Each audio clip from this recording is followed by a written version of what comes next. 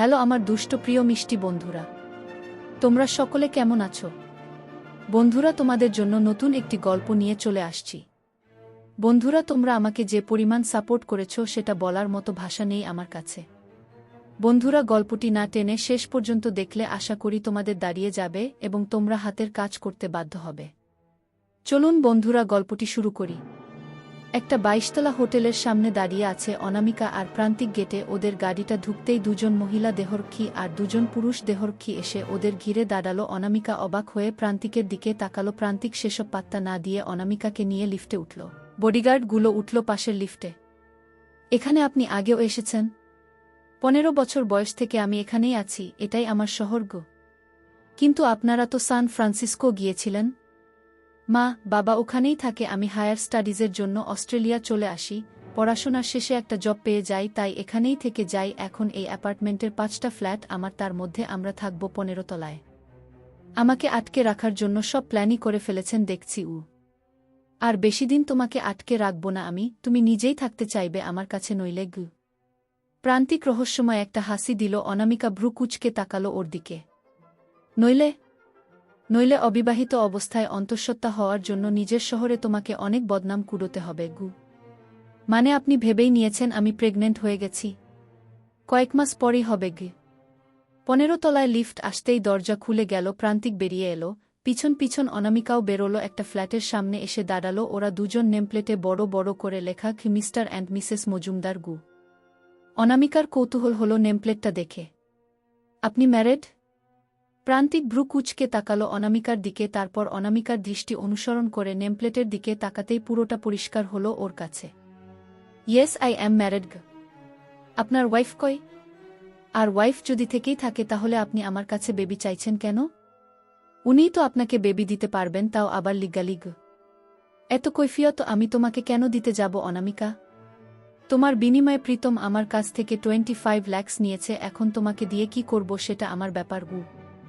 প্রান্তিক দরজাটা খুলে ভিতরে ঢুকল। পরিষ্কার পরিচ্ছন্ন, পরিপাটি করে গোছানো একটা 4 রুমের ফ্ল্যাট এটা। অনামিকাও ঢুকল প্রান্তিকের পিছন পিছন। আপনি কৈফিয়ত দিতে বাধ্য প্রান্তিক। নিজেদের স্বামী স্ত্রীর সংসারে নিজের স্ত্রীর অবর্তমানে একটা অন্য মেয়েকে এনে ঘরে তুলছেন, সেটা তো আমাদের ভারতীয় সংস্কৃতি নয় গ। প্রান্তিক অনামিকার দিকে ঘুরে অনামিকার দুটো গাল চেপে ধরল। ব্যথায় কোকিয়ে উঠল অনামিকা। ছাড়ুন আমাকে। 2 দিন ভালো ব্যবহার করেছি বলে ভেবে বসো না। আমার লাইফ সম্পর্কে জানার সমস্ত রাইট তোমার আছে। তুমি জাস্ট আমার কেনা একটা খেলনা, যতদিন প্রয়োজন থাকবে নিয়ে খেলব, তারপর ছুড়ে ফেলে দেব গু। প্রান্তিকের মুখ থেকে এমন নিম্নরুচির একটা কথা শুনে ঘৃণায় গাটা গুলিয়ে উঠল অনামিকার। এই কটা দিনে নিজের পজিশনটা কতটা নিচে নেমে এসেছে সেটা ভেবেই কষ্ট হয় ওর। মনে মনে প্রীতমের উদ্দেশ্যে বলে, তোকে আমি ভালোবেসেছিলাম প্রীতম, কিন্তু তুই তো আমার ভালোবাসার যোগ্যই না। তুই আমার সঙ্গে যেটা করেছিস তার দাম তোকে দিতেই হবে প্রীতম। এখান থেকে একবার মুক্তি পাই শুধু, তারপর তোর জীবন শেষ করে দেব আমি। প্রান্তিক অনামিকার গাল ছেড়ে অনামিকার হাত ধরে রুমের দিকে এগিয়ে গেল। একটা বড় রুমে ঢুকে লাইট অন করল প্রান্তিক। এটা তোমার রুম আগামী 1.5 বছরের জন্য। আপনার স্ত্রী কোথায়? উনি কিছু বলবেন না? She is pregnant. এখানে দেখাশোনা করার কেউ নেই, তাই ওকে মা বাবার কাছে পাঠিয়ে দিয়েছি আমেরিকায়। অনামিকার এই বিস্ময়ের হয়তো শেষ নেই। প্রান্তিক মানুষটাকে এবার বড্ড গোলমেলে লাগছে। তার অনেক রহস্য আছে এই মানুষটার মধ্যে। না হলে কদিন পর যার নিজের বেবি হবে সে কিভাবে অন্য একটা মেয়ের কাছ থেকে বেবি চায়? আই থিঙ্ক আপনার বেবি চাই না, আপনার চাই নারী শরীর। ওয়াইফ প্রেগনেন্ট হওয়ার জন্য যেটা আপনি পাচ্ছেন না সেটাই চাইছেন আপনি আমার কাছ থেকে। আপনি তো আপনার ওয়াইফকেও ঠকাচ্ছেন মিস্টার মজুমদার গু। আমার লাইফ নিয়ে এত কিউরিসিটি কেন তোমার? তুমি এখন আমার গোলাম। আমি তোমার কাছে বেবি চেয়েছি মানে তুমি আমাকে সেটাই দেবে গু। হ্যাঁ, আমি তো আলাদিনের আশ্চর্য প্রদীপ। আপনি আমার গায়ে হাত বুলিয়ে বাচ্চা চাইলেন আর আমি দিয়ে দিলাম গু। এই নিয়ে আমি আর একটাও কথা বলবো না। তাড়াতাড়ি চেঞ্জ করে কিচেনে যাও। আজ থেকে এই বাড়ির সমস্ত কাজ তুমি করবে গু। অনামিকা খুব বিরক্ত হল। নিজের বাড়িতে রাজকন্যার মতো লাইফ লিড করা মেয়েটাকে নাকি আজকে কাজের লোকের কাজ করতে হবে, এটা ভেবেই নিজের উপর খুব করুণা হয় ওর। এত বড়লোক মানুষ, বাড়িতে একটা কাজের লোক রাখতে পারেন না? প্রান্তিক হাসল। তো তোমাকে 25 লাখ টাকা দিয়ে কিনেছি কিসের জন্য? শোপিস করে সাজিয়ে রাখার জন্য? যা বলেছি তাই করবে গু। প্রান্তিক রুম থেকে বেরিয়ে গেলে অনামিকা রাগে জোরে শব্দ করে দরজাটা বন্ধ করে দেয়। প্রান্তিক এই শব্দটা শুনে বড্ড রেগে যায়। খুব বার বেড়েছে তোমার, দুদিন ভালো করে কথা বলেছি বলে খুব উঠছ, এবার তোমার ডানাগুলো ছাঁটার সময় এসে গেছে। অনামিকা সবজি কাটছে আর মুখে বিটবিট করে কিছু বলছে। একটু আগেই স্নান করে সাথে সাথে রান্নাঘরে চলে এসেছে, না হলে প্রান্তিক তাকে হাজারো কথা শোনাবে। চুলটা ভালো করে মোছারও সময় পায়নি ও। জীবনটাই আমার শেষ হয়ে গেল, মায়ের কথা শুনে স্কুলের পুনর্মিলন অনুষ্ঠানে না গেলেই ভালো হতো, তাহলে আমি আজ কলকাতায় পায়ের উপর পো তুলে চিকেন লেগ পিস খেতে পারতাম, আর তা না করে এখন আমাকে রান্না করতে হচ্ছে। তোর এই সর্বনাশের জন্য তুই দায়ী অনামিকা পাল। কি বিটবিট করছো? প্রান্তিককে কিচেনে ঢুকতে দেখে আরও রেগে গেল অনামিকা। রাগটা গিয়ে পড়ল ওর কাটতে থাকা গাজরের উপর।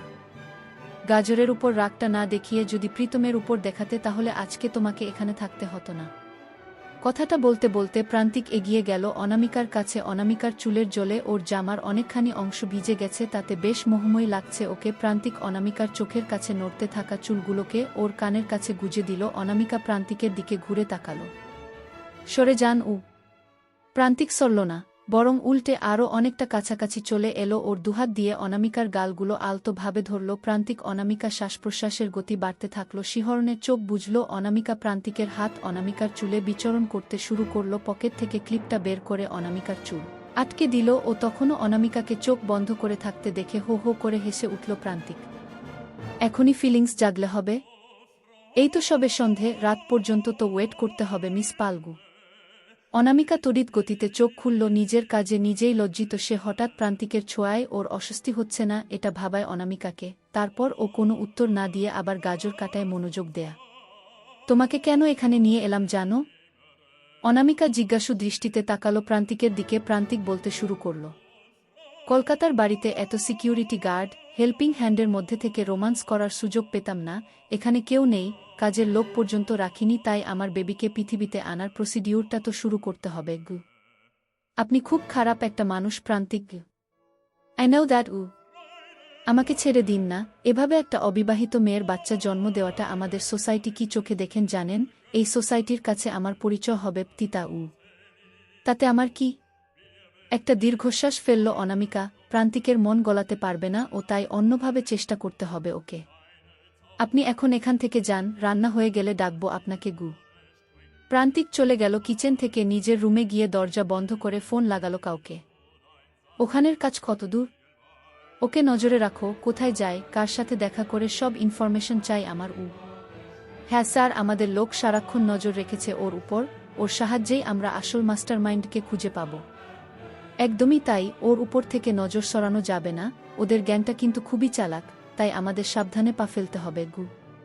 প্রান্তিক ফোনটা রেখে ল্যাপটপ নিয়ে বসল। অফিসের কিছু ইম্পর্ট্যান্ট ফাইল চেক করে মেল করল। দরজায় ধাক্কার শব্দ শুনে ল্যাপটপ বন্ধ করে দরজা খুলল ও। কি চাই? এত তাড়াতাড়ি তো রান্না হওয়া সম্ভব নয়। আপনাকে কেউ খুঁজছেন? কে? একজন মধ্যবয়সী মহিলা। প্রান্তিকের আর বুঝতে বাকি থাকে না কে তাকে খুঁজছে। গত 5 বছর হলো অপরের ফ্ল্যাটে এসেছেন এই মহিলারা। বাঙালি হওয়ার সুবাদে প্রায়শই প্রান্তিকের কাছে আসেন উনি। প্রান্তিক কিছুটা বিরক্ত হয়। তুমি আমাকে না জিজ্ঞাসা করে দরজা খুলেছ কেন? অনেকক্ষণ ধরে বেল বাজাচ্ছিলেন, আপনি আসছেন না দেখে খুলে দিয়েছিলাম। এর শাস্তি পরে দিচ্ছি তোমাকে। সরো, বাইরে আসবে না এখন একদম। প্রান্তিক অনামিকাকে সরিয়ে বেরিয়ে এলো। দরজার কাছে আসতেই দেখে ওই মহিলাটি হাসি মুখে দাঁড়িয়ে আছে। কিছু বলবেন কাকিমা? না, আসলে বিকালের দিকে দেখলাম একটা মেয়েকে নিয়ে তুমি ঘরে ঢুকছ, তাই জানতে এলাম। মেয়েটাকে এখনও দরজা খুলে দিল। বুনা কি? প্রান্তিক মনে মনে বিরক্ত হলেও মুখে সেটা প্রকাশ করল না। হ্যাঁ কাকিমা, বউ হয় আমার। বাহ, খুব ভালো, বৌমা খুব ভালো হয়েছে। তবে হিন্দু বাঙালি বাড়ির বউ হয়ে শাখা সিঁদুর কিছুই নেই, অন্তত নোয়াটা তো রাখতে পারত হাতে। কাকিমা ও অবাঙালি। এই যা কাকিমা, আমার অফিসের কিছু কাজ পড়ে আছে, পরে কথা হবে আপনার সাথে।